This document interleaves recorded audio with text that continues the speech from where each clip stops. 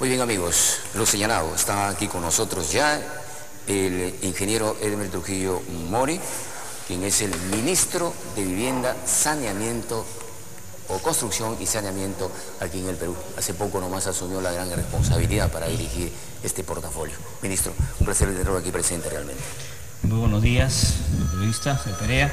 Muy buenos días a toda la población de Pucallpa. Listo acá para iniciar una jornada de trabajo importante con las autoridades locales, viendo básicamente los temas de agua y saneamiento y en tu programa para poder atender las preguntas que consideras pertinentes.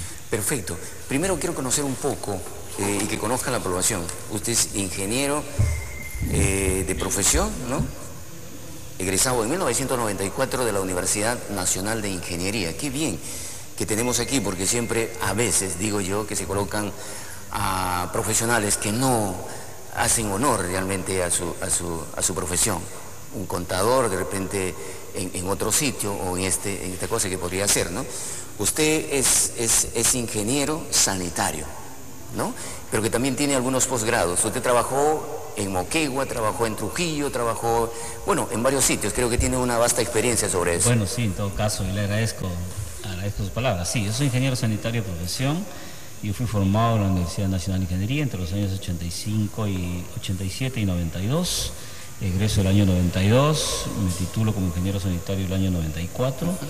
Y ya desde egresado, desde el año 93, empiezo a laborar en empresas vinculadas a los servicios de agua potable y alcantarillado. En mi condición de ingeniero sanitario, obviamente, he trabajado siempre en el campo de mi especialidad. Y bueno, como todo profesional, uno comienza desempeñando las labores quizás las menos significativas, pero va avanzando. Yo he sido gerente de algunas empresas, gerente general me refiero, he ocupado además otros cargos gerenciales, tengo algunos posgrados también que he realizado. Y bueno, experiencia muy amplia en la gestión, 25 años, de esos todos vinculados al sector saneamiento, aunque los últimos 5 años vinculados también a la gestión de los gobiernos regionales. He sido gerente general del gobierno regional de Moquegua, gerente general del gobierno regional de Arequipa, y hasta hace unos meses, antes de asumir el cargo de ministro de Vivienda, he sido director de la dirección que se encarga de los colegios de alto rendimiento del Ministerio de Educación. Así que tenemos algún nivel de experiencia. Claro, estamos acá sí, para abordar y ver el tema de agua y saneamiento, que es un tema prioritario para este gobierno, un tema fundamental, prioritario, que el mismo presidente Pedro Pablo lo ha expresado. Claro, lo ha expresado durante la campaña y también cuando asumió la responsabilidad. Exactamente, al asumir la responsabilidad también lo menciona, hace presente esto. Y obviamente resolver los temas de agua y saneamiento requiere decisión política, requiere liderazgo, requiere pues perseverancia en las acciones. ¿Y esa decisión política lo tiene don Pedro Pablo Kuczynski? Bueno, fue lo primero que le pregunté cuando él me propone para ser ministro de Vivienda, si tenía la voluntad política y si estaba decidido a liderar este proceso, y la respuesta ha sido que sí. Y es más, en las reuniones permanentes que tenemos, tanto en Consejo de Ministros como en los despachos que realizamos con él, sigue manifestando esa voluntad política y ese liderazgo. Resolver el tema del agua y saneamiento en el país es un tema muy complicado, muy difícil, por las implicancias que tiene, por la situación en la que se encuentra. Los servicios de agua y saneamiento en el Perú han sido descentralizados desde los años 91 y 92, comienzos del gobierno del presidente Fujimori. Pasaron a ser responsabilidad de las municipalidades, lo cual creemos que está bien, o sea, hay que descentralizar el país. Nosotros creemos en la descentralización, sin embargo, los resultados no han sido los mejores. El diagnóstico del agua y saneamiento en el Perú actualmente es el mismo que se tenía hace 25 años, es decir, el agua no llega a todos los peruanos, específicamente a todos los Yali, a quienes reciben el servicio lo reciben con una mala calidad. Y finalmente los servicios no son sostenibles. Perfecto. Entonces, eso es el diagnóstico y a eso nos enfrentamos, ¿no? A eso nos enfrentamos, efectivamente. Vamos a ir a hablar sobre ese tema, que creo que me están haciendo señal de la pausa. Luego regresamos, porque hay, seguramente usted viene a auscultar un poco el problema de esto, a pesar de que hay un avance de lo que se ha hecho aquí en plan de gestión, digamos, de los alcaldes, del gobierno regional. Creo que usted conoce un poco de todo eso. Vamos a ir a la pausa, ministro, y luego regresamos con este tema de lleno aquí en el programa. Muy bien, muchas gracias.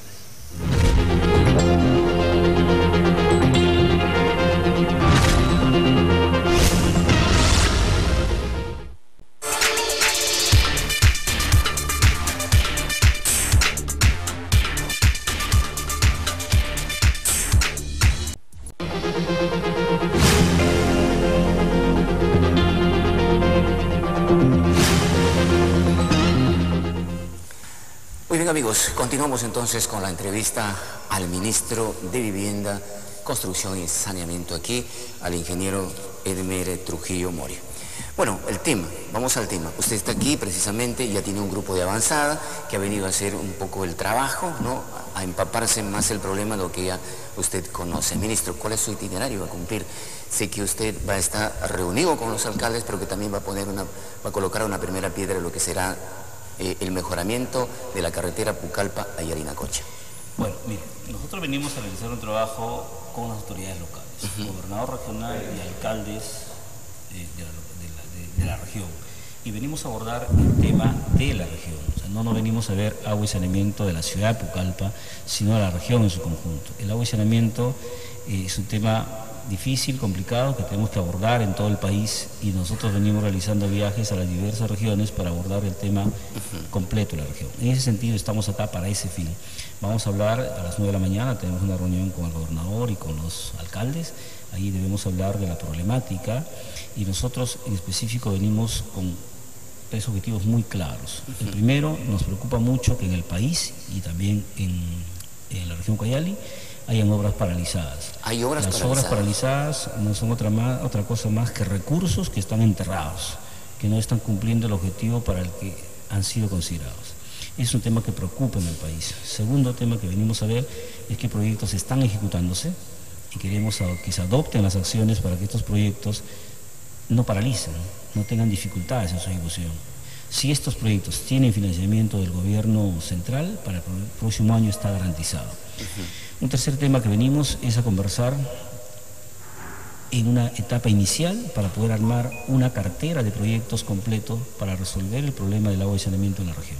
Por eso que tenemos un equipo de avanzada que viene ya trabajando. Pero obviamente el Ministerio de Vivienda también tiene su alcance en el aspecto de la vivienda. Entonces también venimos a enterarnos, a ver algunas situaciones que existen sobre el tema. Pero en todo caso, nuestra mirada es básicamente agua y saneamiento, pero obviamente no podemos dejar de lado todas las demás acciones que corresponden a nuestro ministerio. Claro, esa es la prioridad, lógicamente. Usted lo ha dicho, hay obras aquí que paralizadas, hay obras enterradas, y también le hablo de un proyecto de 1.100 millones de soles. Hay un proyecto para una nueva planta de agua potable y también de aguas residuales. Ministro, ¿usted conoce ese tema? Aún nos dicen que ya está con el SMI, con el código de SNIP, pero ¿será realidad eso? Mire, nosotros conocemos, y obviamente es un proyecto que resulta en su formulación, es un convenio que ha suscrito el municipio provincial con el ministerio, y el ministerio está elaborando los estudios de preinversión, el perfil está elaborado, y estamos hablando de un monto de inversión estimado en algo alrededor de 1.000 millones de soles. Y este proyecto está en evaluación en la OPI, del Ministerio de Vivienda, el Ministerio de Vivienda que ha observado el proyecto debido a una superposición. Este es un proyecto integral que abarca Pucallpa y sus distritos, y se superpone con algunos proyectos promovidos por los municipios que están formulándose también. Entonces ahí surge una primera dificultad. Tenemos que tomar decisiones si vamos a manejar el proyecto integral como tal, pues los otros tendrían que deshabilitarse. Si esa no es la decisión, se va a tener que recortar el proyecto integral, pero estos proyectos de los distritos tendrán que reevaluarse porque tienen que tener una perspectiva de poder ser complementarios con el proyecto integral. A eso voy, ministro. Esas son decisiones técnicas que todavía se tienen que tomar. Ahora, a nosotros sí nos preocupa la inversión. Hablamos de 1.000 millones de soles. Sí, sí. Cada vez que visitamos las regiones, nos encontramos casi en todas con grandes proyectos. Y grandes proyectos de 500 millones, de 600 millones, de 1.000 millones de soles. Y a nosotros nos preocupa mucho porque si nosotros vamos a seguir con esa tónica, con proyectos tan grandes, pues definitivamente los recursos son insuficientes para resolver el problema. Y esto nos preocupa porque en el Perú se ha venido gastando demasiado dinero en inversiones, haciendo una obra sobre otra y que no funcionan finalmente. Entonces nosotros, es verdad, ese proyecto tiene responsabilidad del ministerio. Sin embargo, nosotros como nueva gestión vamos a hacer una revisión integral de los aspectos técnicos, de qué contiene ese proyecto, qué componentes están considerados, porque lo que no podemos es seguir invirtiendo gastando y no cerrando brechas. Es decir, lo que buscamos es que las inversiones sean eficientes. Nosotros hemos planteado inversiones eficientes, aquellas que, por un lado, incorporan más peruanos al servicio. Segundo, que mejoren el servicio en las localidades que la tienen. Y tercero, que protejan el ambiente. Es decir, hay que tratar las aguas servidas. Lamentablemente en el Perú no viene sucediendo ello. Ciudad que visitamos, ciudad que quiere cambiar la totalidad de las tuberías de agua y desagüe que existen.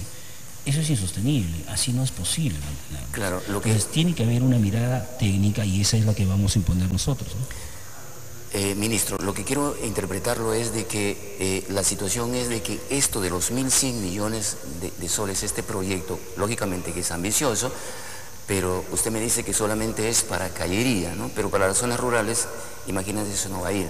Pero que también hay problemas en Manantay, el sector 12 de Manantay también. Ahí se ha construido, por ejemplo, tanques de agua potable y que sin embargo son elefantes blancos, y no solamente en eso, sino en Yarinacocha, que se ha construido, por ejemplo, tanques de agua potables en terrenos privados, que no es del Estado. Entonces ahí hay un problema que había que solucionar. Bueno, pues, siendo esto un megaproyecto de los 1.100 millones de soles, es para largo plazo y hay que darle solución a los asentamientos humanos, por ejemplo de Manantay y de Yarinacocha. Por supuesto, por eso insistimos, la mirada a los proyectos tiene que ser integral, por supuesto. La forma como empezamos a ejecutarlas tiene que ser la mejor posible, que parta beneficiando a aquellos que no tienen el servicio. Ese es el esquema que queda y eso es posible hacerlo técnicamente. Lo que no se puede pensar es en proyectos que comprendan solamente cambiar masivamente tuberías en las ciudades creyendo que eso resuelve el problema. Eso no resuelve los problemas y eso está demostrado ya y existen experiencias de sobra en todo el país para ver ciudades donde se han cambiado todas sus tuberías y los servicios siguen siendo los mismos. El tema no va por ahí, el tema va por la gestión de los servicios y ese es un tema que a nosotros nos preocupa. Por eso nosotros hemos dicho, y lo mencioné en esta entrevista también al comenzar, de que un tema para nosotros es que los servicios no son sostenibles en el país.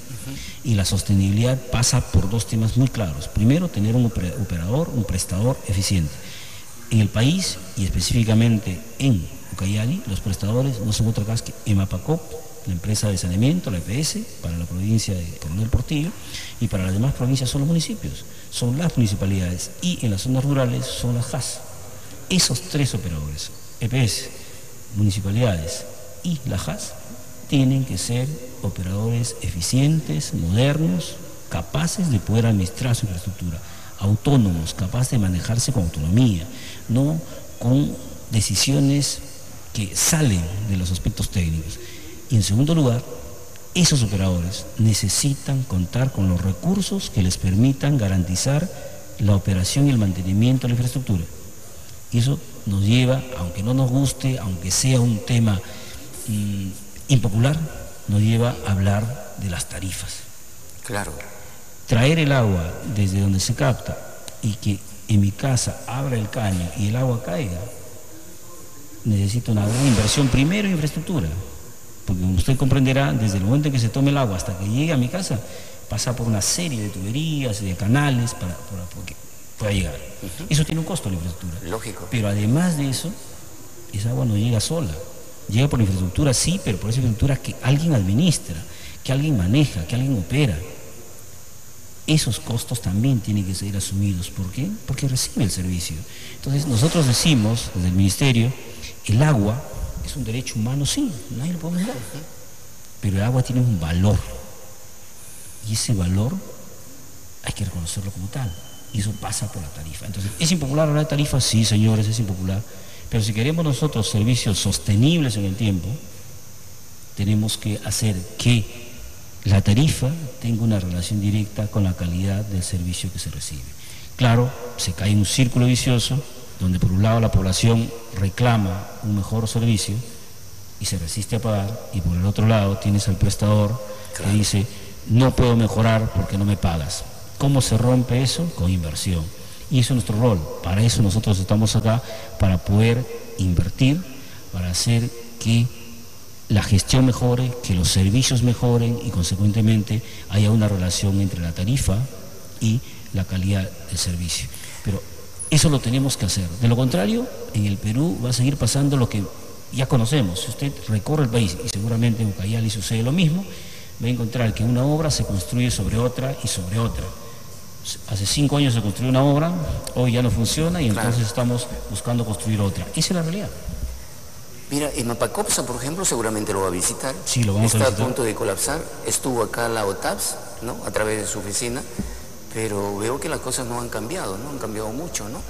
Había cuenta que también en Mapacopsa está con una deuda tremenda que debe al propio gobierno. El Estado debe al Estado. En todo caso, eso fue el tiempo de Alberto Fujimori, ¿no? Que agarró el dinero y empleó por de FONAVE y todas esas cosas, ¿no? Y bueno, de esa época sé que están pagando, ¿no? Pero no sé si en algún momento van a tener que embargarlo. No sé si el Estado embarga al Estado, pero eso es la situación. Realmente aquí hay unas inundaciones tremendas con las lluvias, ¿no? Entonces eso también, por eso es que el alcalde don Antonio Marino ha visto por conveniente hacer ese megaproyecto que lo estamos conversando. Bueno, hay muchas cosas realmente de que habría que solucionar aquí en Pucallpa, pero ¿con qué lo solucionamos? No hay fondos económicos, depende de dónde, del MEC, el Ministerio de Vivienda tiene que... Por eso volvemos, pero eso no puede ser de manera permanente. Ajá. Hoy en el Perú, ninguna entidad prestadora, ningún municipio, o casi ninguno en todo caso, pueden hacer las obras que necesitan para ampliar el servicio a quienes no lo tienen de manera autónoma. Casi todo el país está pidiéndole al gobierno central que le transfiera recursos. Y eso ya van 25, 30 años. No podemos seguir así.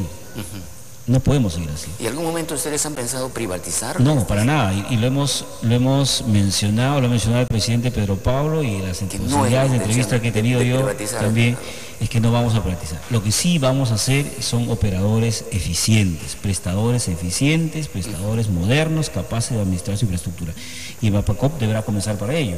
Usted mencionó la OTAS, efectivamente, la OTAS estuvo acá, ¿por qué? Porque Mapacop está considerada en el régimen de administración temporal. ¿Y esto por qué? Porque no garantiza la continuidad de los servicios. Es verdad, nosotros somos críticos a la labor de la OTAS por cuanto no se siente todavía esa... Si ya la empresa, la entidad, está en el régimen de administración temporal, lo correcto es que se note una diferencia, un cambio ya en la gestión, cómo se viene administrando. Ello todavía no sucede. Por eso es que nosotros, en nuestra línea de trabajo en el Ministerio, tenemos dos caminos muy claros. El primero, tenemos que fortalecer operadores. El segundo, tenemos que seguir haciendo más inversiones, pero inversiones eficientes.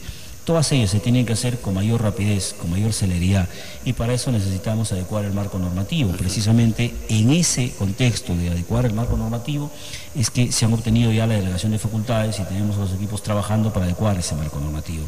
Pero ¿a qué apuntamos ahí? Que las inversiones sean más rápidas, y apuntamos además que la OTAS tenga una presencia más activa. Los problemas no se resuelven a distancia. La OTAS desde Lima no puede resolver los problemas de Pucallpa. Los problemas se resuelven en Pucallpa. Entonces tiene que haber una mirada más activa, más cercana, y de eso se trata, eso es lo que vamos a hacer. Entonces hay mucho por hacer en agua y saneamiento en el Perú, en Ucayali por supuesto, y en la ciudad de Pucallpa también. Entonces, para eso venimos a tratar de ponernos de acuerdo con los alcaldes y el gobernador, porque tenemos que quedar absolutamente claro, agua y saneamiento solo va a ser posible resolver si es que articulamos el trabajo desde el gobierno nacional, gobierno regional y gobiernos locales. El único nomás había que llamarle un poco la atención tanto al gobernador como al alcalde de la provincia de Coronel Portillo, porque están en eso de que, oiga, yo primero presenté mi proyecto, ¿no? El otro dice, no, nosotros somos lo que... Bueno, por este megaproyecto. Entonces, en vez de pelearse, deben aunar esfuerzos para que juntos vayan al ministerio y seguir luchando esto para ver si sale el proyecto, ¿no? Agua y saneamiento no tiene color político, no tiene nada. El agua y saneamiento todos lo requerimos, todos lo necesitamos, así que para nosotros no nos preocupa tanto quién inició o por dónde comenzó el proyecto. Nos interesa que los proyectos se ejecuten y que los proyectos cumplan los fines para los que se proyectan, los fines para los que se ejecutan. Y lamentablemente, reitero, en el país eso no viene sucediendo. Hay proyectos que se ejecutan, que no funcionan, o funcionan poco tiempo y ya se deterioran, ya no sirven, y entonces tenemos que estar nuevamente pensando en inversiones y más inversiones. Y acá un dato muy importante. En el Perú, los últimos 7 años se han gastado más de 28.000 millones de soles en agua y saneamiento. Sin embargo, los resultados no han sido los mejores. No son óptimos. Si nos comparamos con Latinoamérica. Y en Latinoamérica el promedio de inversión en agua y saneamiento es el 0.3% del PBI, una cantidad estándar en Latinoamérica. En el Perú, los últimos 5 años han sido 0.8%, es decir, casi 3 veces. Ese es el plan de inversión.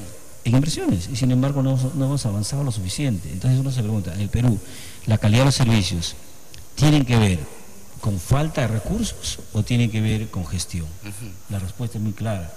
Recursos han habido, existen todavía, y el gran problema es la gestión. Ahí es donde no hemos avanzado. Y basta mirar lo que la OTA está haciendo. 50 empresas en el Perú, de esas 48 bajo el régimen de posible intervención en el régimen temporal, y de esas 25 ya calificadas para entrar al régimen temporal. Es decir, más del 50%. Claro. 7 actualmente, una es MPCO, 4 más que se incorporan en estos días, van a estar 11 ya en el régimen de administración temporal, pero 25 calificadas para tal fin. Entonces nos muestra cómo estamos en gestión. La gestión de las entidades prestadoras es realmente deficiente y eso nos ha llevado a una situación en que los servicios estén tan complicados. Pero insisto, no miremos solo a ellos, miremos también a los municipios. Los municipios, y por ejemplo en Ucayali, solo una provincia tiene una EPS. Las demás, los servicios van a los municipios. Hay que ver entonces también a los municipios cómo los fortalecemos, ¿no? Perfecto. Todas esas inversiones o malas inversiones que se han hecho, de repente genera un poco de lo que es la corrupción. No quiero dejar de preguntarle, porque usted debe estar enterado que hay denuncias. No sé si ustedes mismos han recibido denuncias, ¿no? Pero hay denuncias de que han salido a través de las redes sociales, precisamente Ucayali, donde está inmerso eso, ¿no? Está involucrado el presidente o el gobernador de Ucayali, y que han habido ciertas denuncias. ¿Por qué? Porque en el propio ministerio hay funcionarios que dicen que han recibido dinero a cuenta de aprobar las obras. ¿Qué conoce usted sobre eso? Bueno, el caso específico que usted menciona no, pero en general nosotros sí. Nosotros desde el momento que hemos asumido la gestión, y lo hemos dicho a los trabajadores en la primera presentación que hemos tenido, lo que se percibe desde fuera del ministerio es un ministerio donde se realiza algún negociado para que los proyectos puedan ser financiados. Y nuestro reto es cambiar eso. Y para eso nosotros estamos diseñando todo un esquema de acciones que ya, es más, estamos implementando. La primera de ellas tiene que ver que se han hecho cambios ya en los directores ejecutivos de los 2 programas principales que transfieren recursos, el Programa Nacional de Saneamiento Urbano y Saneamiento Rural. En este mes de septiembre que han concluido los contratos CAS de la mayoría de los trabajadores que estaban contratados, y estamos entonces renovando los cuadros. Eso es un primer tema. Un segundo tema, estas medidas de corrupción se dan porque los alcaldes y gobernadores tienen la necesidad de acudir al ministerio con su proyecto. Su proyecto lo revisan y esos proyectos terminan siendo observados, y entonces ahí comienza toda esa historia de corrupción. ¿Qué es lo que estamos haciendo? Y a partir de enero del próximo año vamos a tener sedes. Nuestro Ministerio de Vivienda va a estar desconcentrado en todas las regiones, y vamos a tener equipos trabajando en las regiones, acompañando a los alcaldes y gobernadores regionales en la formulación y la gestión de los proyectos. El ministerio va a dejar de ser un ejecutor de proyectos y va a pasar a ser un gestor de los proyectos. Pero además de ello, nosotros estamos convencidos que tenemos que incorporar a la población en el proceso de vigilancia ciudadana. Y por eso los recursos que se transfieran vamos a necesariamente hacer que en los convenios establezcan la participación de la ciudadanía, de la población, de la sociedad civil organizada, con la finalidad de garantizar que los recursos se utilicen adecuadamente.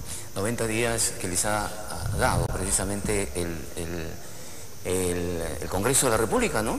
A ver si se avanza en eso, porque van a tener ustedes cómo poder Por supuesto, estamos en eso. Es más, no hemos estado esperando la delegación de facultades para empezar a trabajar. Ya venimos trabajando, y como lo ha hecho el presidente Pedro Pablo, se terminarán los 90 días, y al término de los 90 días tendremos no solamente los decretos legislativos, sino además tendremos los reglamentos respectivos, de tal manera que de inmediato se empiece su aplicación.